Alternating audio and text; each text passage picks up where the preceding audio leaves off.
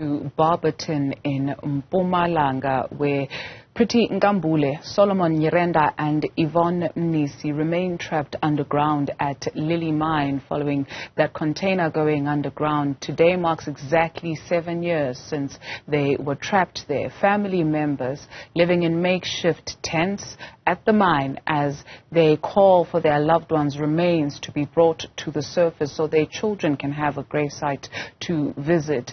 Let's speak now to Mweli Masilela. He is following developments for us in Barberton. And Mweli, what have we heard rather throughout the course of the morning?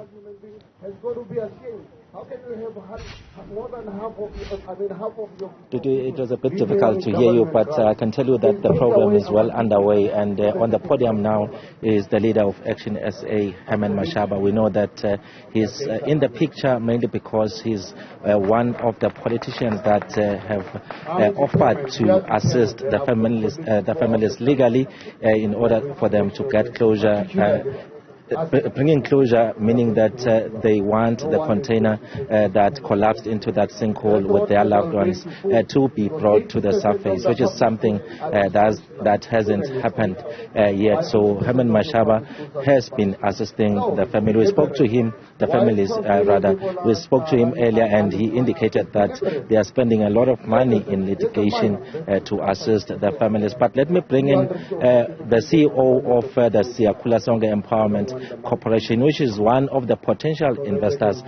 His name is Fred Arendse. He has been on the ground, and in fact, if I'm not mistaken, he hasn't missed any of the commemoration. Let's speak to him about the issue of the retrieval of the container.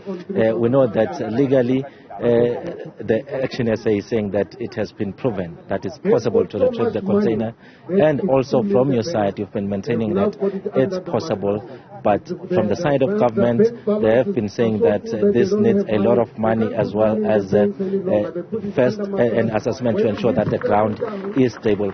From your side, do you still believe that it's possible to retrieve that container? Yes, definitely. I still believe it's very possible to retrieve the container. But before I explain, I just want to correct that we are not a potential investor. We're actually the biggest creditor in the Vantes Group business rescue process. So I just wanted to make that correction. Number two, we're the only credible company in this particular business rescue process.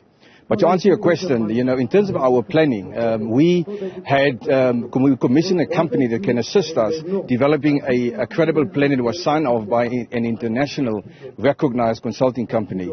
That, and it cost us about 12.5 million rand for that report or that document. And that plan is very specific, with specific timelines. But more importantly, it will take us between 7 and 9 months, to develop a rapid access decline that we'll use to get back underground. As you know, there's only one way to get back underground. There's no other way, and that is to sink another decline. And in terms of our planning, it will take us between 7 and 9 months to do that. Once we're back underground, then we'll be able to be in a position to assess where the container has settled 7 years ago. You must accept, it's been 7 years, and you correctly, I've been here 7 years every year. And so a lot of stuff could have happened last past years. So after we get back underground, we will be able to make a safe assessment of how best is it to retrieve the container. If it's possible to retrieve the container like you are saying, and you already have that plan in place, as you are saying, there is a report or whatever you call it, what's the hold up? We're sitting with a huge challenge in respect of how the process has been managed by the business rescue practitioners. As you know, the law calls for an independent process, that the business rescue practitioners has to be independent. Now, our experience consistently is that we don't have independent business practitioners. They are listening and taking instructions from the shareholders of Vantes. And that has been causing, one, there's multiple litigation, and two, there's painful and long delays in this particular process. So that is the challenge that that not just us, but everybody that's affected by this process are experiencing. Tell us about the litigation. There's been back and forth. This one is taking the other to court, and this is causing a strain to the families. What is the stage of that litigation process now?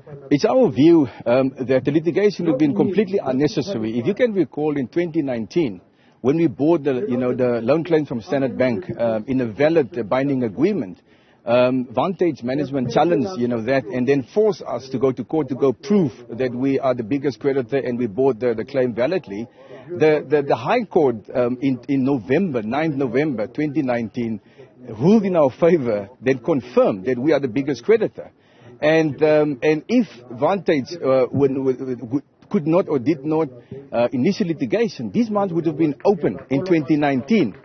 Fast forward in 2021, when we again about to open the mine, the process was halted by a so-called plan and a proposal by Vantage literally overnight, where, as you know, and it has been reported previously, where a fake funding letter was used, of HSBC Bank funding letter was used, to prove their funding.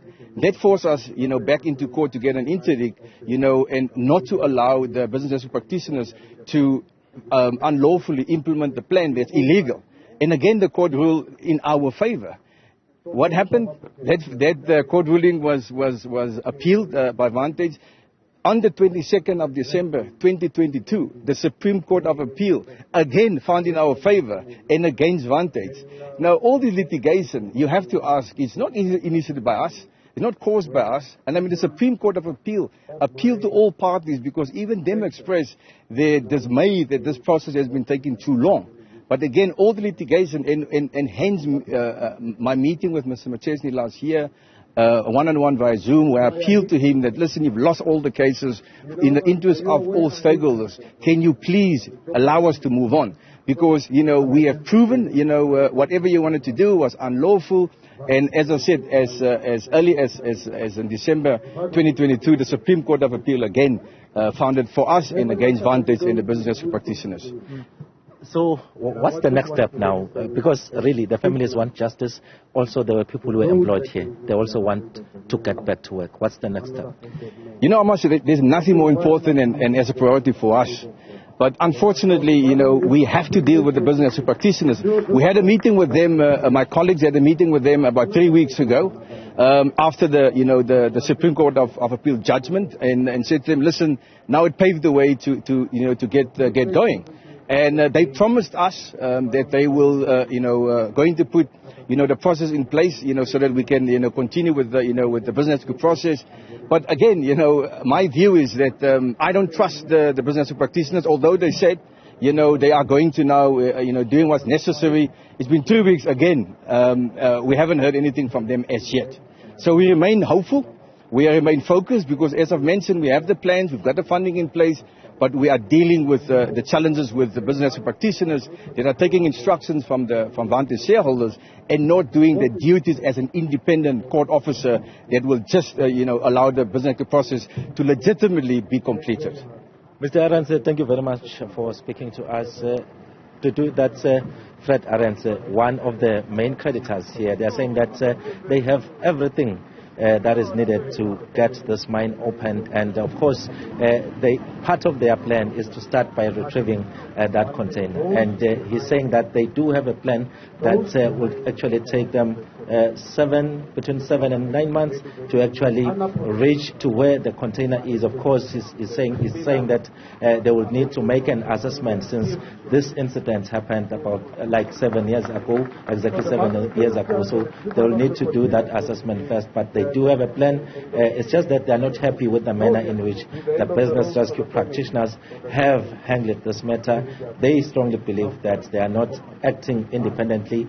They are actually aligned to the Lily mine owners. So, of course, that's something that we'll need to get more information on, and, of course, give the business rescue practitioners a right of response as well to do. Mweli Masilela, thank you.